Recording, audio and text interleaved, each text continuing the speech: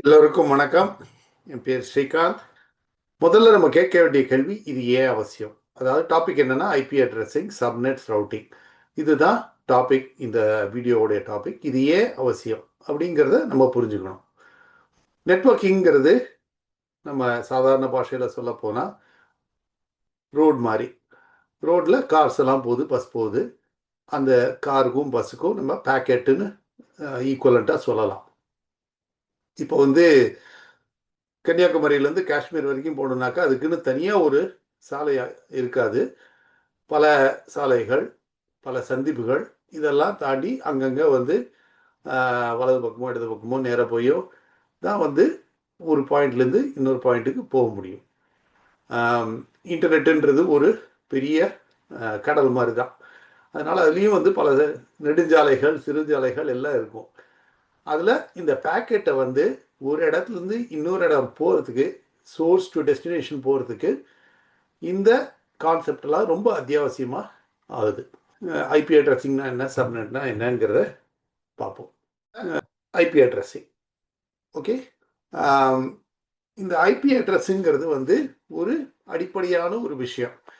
எல்லா கம்ப்யூட்டருக்கும் ஒரு IP address உண்டு. ஐபிங்கிறது இன்டர்நெட் ப்ரோட்டோகால்.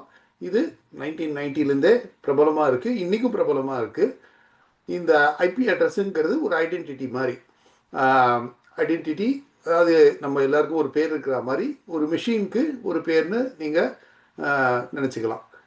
அந்த ஐபி அட்ரஸில் 4 பைட்ஸ், பைட்டுங்கிறது 8 பிட், பைனரி டிஜிட், அதுதான் பிட் ஆச்சு. ஸோ அந்த 8 பிட் ஒரு பைட். அதனுடைய ஃபார்மேட் எப்படி இருக்கும்னாக்க இந்த மாதிரி 192.168.1.100 இல்லை 142.251 அந்த மாதிரி 4 டெசிமல் நம்பர், நடுவில் 3 புள்ளிகள். அதுதான் ஒரு ஐபி அட்ரஸ். இது ஐபி வெர்ஷன் 4னு சொல்லுவாங்க. ஐபி வெர்ஷன் 6ன்றது வந்திருக்கு, அதை பற்றி நம்ம கவலைப்பட வேண்டாம். இது ஐபி வெர்ஷன் 4 ஃபார்மேட். இதில் 2 வகையாக இருக்குது, ப்ரைவேட் அட்ரஸ் அண்ட் பப்ளிக் அட்ரஸ்னு இருக்குது. ப்ரைவேட் அட்ரஸ்ன்றது நம்ம வீட்டு பிசியில், கம்பெனி மிஷின்ஸ் எல்லாத்துலேயும் ப்ரைவேட் அட்ரஸ் இருக்கும். இன்டர்நெட்டில் இருக்கக்கூடிய மிஷின்ஸ் எல்லாம் பப்ளிக் அட்ரஸில் இருக்கும். இந்த 192.168ன்றது ப்ரைவேட் அட்ரஸ், இந்த 142.251ங்கிறது பப்ளிக் அட்ரஸ். சரி, இதில் எது ப்ரைவேட் எது பப்ளிக்னு எப்படி கண்டுபிடிக்கிறது? இப்போ இந்த அட்ரஸஸில் 3 விதமான கிளாஸஸ் இருக்குது. Class A, class B, class C. So அதை எப்படி சொல்லலாம்னாக்க அதில் இருக்கிற நம்பரை வச்சு சொல்லலாம். கிளாஸ் ஏங்கிறது முதல் நம்பர், அந்த 4 நம்பர் சொன்னேன் இல்லையா, அதில் முதல் நம்பர் 10 இருந்ததுன்னாக்க அது கிளாஸ் ஏ. அதுக்கப்புறம் ஒரு 3 டிஜிட் வரும், அது பாதகம் கிடையாது, அது கிளாஸ் ஏ.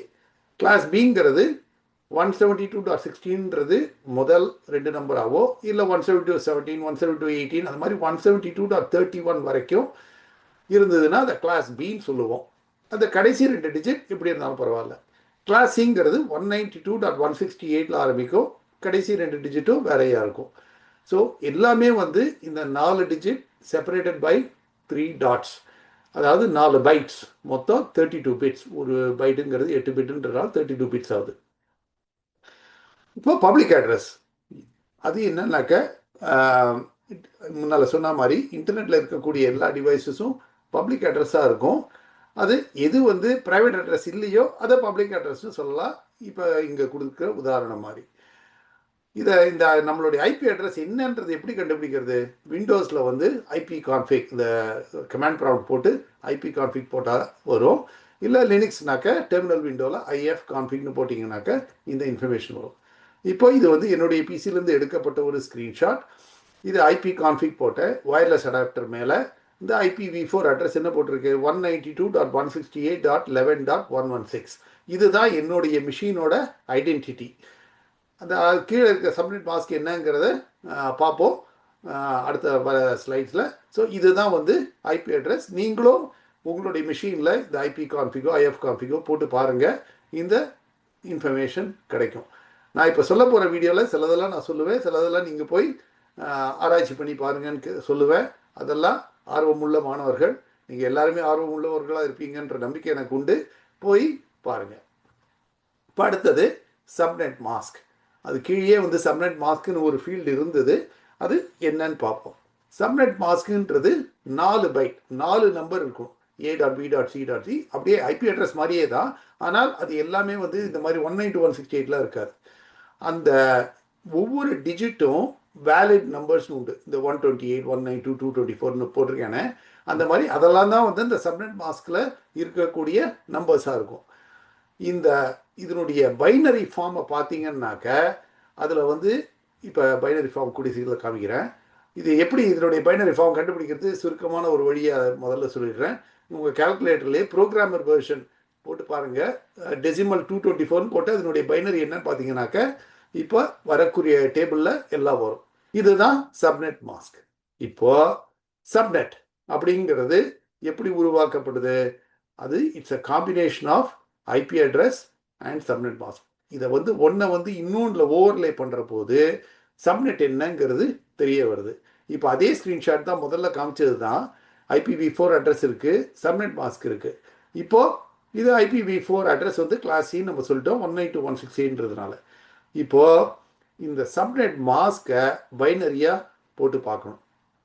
பைனரியாக போட்டு பார்க்குற போது எங்கெல்லாம் நெட்வொர்க் முடிஞ்சு, நெட்வொர்க் போர்ஷன்றது இந்த 192.168 கிளாஸ் ABC அந்த மாதிரி, அதுதான் நெட்வொர்க் போர்ஷன். சப்நெட் போர்ஷனுங்கிறது என்னன்னாக்க எங்கெல்லாம் 1 வருதோ, சப்நெட் மாஸ்கில் எதெல்லாம் 1 வருதோ அது வரைக்கும் சப்நெட், அதாவது 192.168.11.0 அதுதான். ஏன்னா ஐபி அட்ரஸ் வந்து 192.168.11.116, ஆனால் அந்த 11 வரைக்கும் தான் 1 இருக்குது சப்நெட் மாஸ்கில். அதனால 11 வரைக்கும் தான் சப்நெட். மீதி எல்லாம் அந்த லோக்கல் நெட்வொர்க்கில் அசைன் பண்ணப்பட்ட ஒரு ஐபி அட்ரஸ். அதாவது 116ன்றது என்னோடது, பக்கத்து மிஷின் வந்து 115 இருக்கலாம், எதுவாக இருக்கலாம். அதில் வந்து 2 அட்ரஸ் கணக்கு செய்யப்படாது, அதாவது முதல் அட்ரஸும் கடைசி அட்ரஸும். ஸோ இதில் வந்து மொத்தம் 255 அட்ரஸில் 256 அட்ரஸில் 2 அட்ரஸ் போக 254 யூஸ் பண்ணலாம். இதில் எனக்கு கிடைக்கப்பட்ட ஒரு அட்ரஸ் 116. ஸோ இதுதான் சப்நெட்டுங்கிற ஒரு விஷயம். நான் இது கொஞ்சம் சீக்கிரமாக விரைவாக சொல்கிறேன். எனக்கு வந்து வீடியோ ஷார்ட்டாக இருக்கணும், உங்களுக்கு இன்ட்ரெஸ்டிங்காக இருக்கணுங்கிறதுக்காக நீங்கள் வந்து இதை வந்து ஒரு பேஸாக யூஸ் பண்ணி போய் பாருங்கள். இது அடுத்தது எதுக்காக இந்த சப்நெட் இதெல்லாம் வந்திருக்கு, அப்படி ஏன் கண்டுபிடிச்சாங்க அப்படின்னா, ரவுட்டிங் அப்படிங்கிற ஒரு கான்செப்ட். அது எதுக்குன்னாக்க இன்டர்நெட்டில் வந்து எல்லாமே வந்து பப்ளிக் ஐபி அட்ரஸ்னு நான் சொன்னேன். ஸோ இந்த சோர்ஸ் டு டெஸ்டினேஷன், கன்னியாகுமரியிலேருந்து காஷ்மீருக்கு போகணுன்னாக்க பல சந்திப்புகளை தாண்டி தான் போகணும் இல்லையா? அதே மாதிரி ஒரு பேக்கெட்டை சோர்ஸ் வந்து டெஸ்டினேஷன் கொண்டு போய் சேர்கிறதுக்கு ரவுட் பண்ணணும். அது ரவுட் பண்ணுறதுன்னா என்ன? சப்நெட்டை வந்து பேஸாக யூஸ் பண்ணி ஒரு சப்நெட்லேருந்து இன்னொரு சப்நெட் கிராஸ் பண்ணி தான் ஒரு பேக்கெட் ஒரு சோர்ஸ்லேருந்து டெஸ்டினேஷன் போகுது. எதுக்காக இந்த சப்நெட்ன்ற ஒரு டெஃபினேஷனை கொண்டு வந்தாங்கன்னாக்க, டெக்னிக்கல் ரீசன், ப்ராட்காஸ்ட் டொமெயினை கண்ட்ரோல் பண்ணுறதுக்கு. ஸோ லாஜிக்கல் குரூப்ஸ் எப்படி வந்து ஒரு வீடுன்னு இருந்ததுனால் அதில் மல்டிபிள் ரூம்ஸ் இருக்கும். முதல்ல விசிட்டர்ஸ்லாம் வரவங்களுக்கு ஒரு ரூம், டைனிங் டேபிள் ஒரு ரூம், பெட்ரூம் ஒரு ரூம், டிவி பார்க்குறதுக்கு ஒரு ரூம்னு இருக்குமானால், ஏன் ஒரே ரூமே இல்லாத ஒரு பெரிய வீடை மட்டும் தனக்கு இடம் இருக்கும், ஆனால் அதில் வந்து ஒரு பார்ட்டிஷனிங் இருக்காது, ஒவ்வொரு பர்பஸ்க்கும் ஒன்று இருக்காது. இது வந்து ஒரு தோராயமான ஒரு உதாரணம்னு வச்சுக்கோங்க. எல்லாத்தையுமே வந்து நம்ம நெட்வொர்க்கிங்கில் அப்ளை பண்ண முடியாது, பட் இது ஒரு தோராயமான ஒரு டெஃபினிஷன். அதே மாதிரி சப்நெட்டை நம்ம பிரிக்கிறோம் அதை மேனேஜ் பண்ணுறதுக்காக. இப்போது ரவுட்டர் அப்படிங்கிறது ஒன்று இன்டர்நெட்டில் இருக்கிறதுலாம் ரவுட்டர்ஸாக இருக்கும். ஏன் அது? இப்போ நம்ம பிசிலெலாம் ஒரு இன்டர்ஃபேஸாக இருக்கும், அதாவது ஈத்தர்நெட் வயர்டு இன்டர்ஃபேஸாக இருக்கலாம், இல்லை வயர்லெஸ் இன்டர்ஃபேஸாக இருக்கலாம், இருந்தாலும் ஒரு இன்டர்ஃபேஸ் தான். ஏன்னா அது வந்து டெர்மினஸ் மாதிரி, பஸ் டெர்மினஸ் மாதிரி, அதுக்கப்புறம் பேக்கெட் போகிறதுக்கு இடம் இல்லை. அதுதான் ப்ரொடியூசர், அதுதான் கன்சியூமர். ஆதியும் அதுவே, அந்தமும் அதுவேன்ற மாதிரி. நான் வந்து இங்கிறது ஒரு பேக்கெட்டை வந்து google.comக்கு நான் ப்ரௌசரில் போட்டேன்னாக்க, நான் தான் அந்த பேக்கெட்டை இனிஷியேட் பண்ணுறேன். google.comல ஒரு சர்வரில் போய் முடியுது, அதுக்கப்புறம் போகிறதுக்கு ஒன்றும் இல்லை. ஆனால் இந்த நடுவில் இருக்கிற டிவைசஸ்லாம், ரவுட்டர்னு சொல்லப்படுற விஷயங்கள்லாம், அதை பேக்கெட்டை வந்து பல இன்டர்ஃபேஸஸ் இருக்கும், பல ஈத்தர்நெட் இன்டர்ஃபேஸஸ் இருக்கும். எப்படி நம்ம பிசியில் ஒரு இன்டர்ஃபேஸ் இருக்கிற மாதிரி அதில் மற்ற மல்டிபிள் இன்டர்ஃபேஸஸ் இருக்கும்.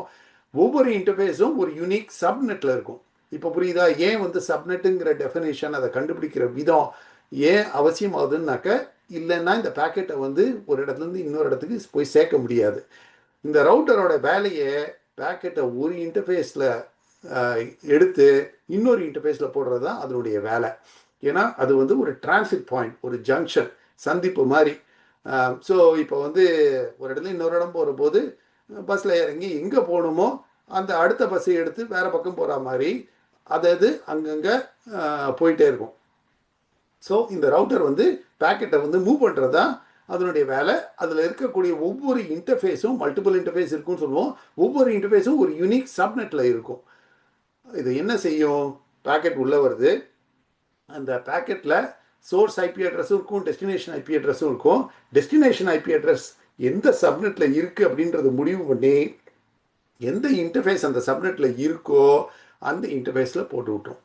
போட்டு விட்டுதுனாக்க அது பாட்டுக்கு அடுத்த ஹாப்புக்கு போயிட்டு அதே வேலையை அடுத்த ரவுட்டர் செய்யும், அடுத்த ரவுட்டர் செய்யும், அடுத்த ரவுட்டர் செய்யும்.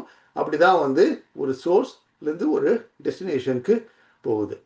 ஃபயர்வால் அப்படிங்கிறத நம்மளுடைய டாப்பிக்காக இருக்க போது ஃபோர்டிகேட்டை வச்சு தான் நம்ம பார்க்க போகிறோம். ஃபோர்டிகேட்டும் ஒரு ரவுட்டர் தான், அது ஃபயர்வால், ஆனால் அதுவும் ஒரு ரவுட்டர் தான்.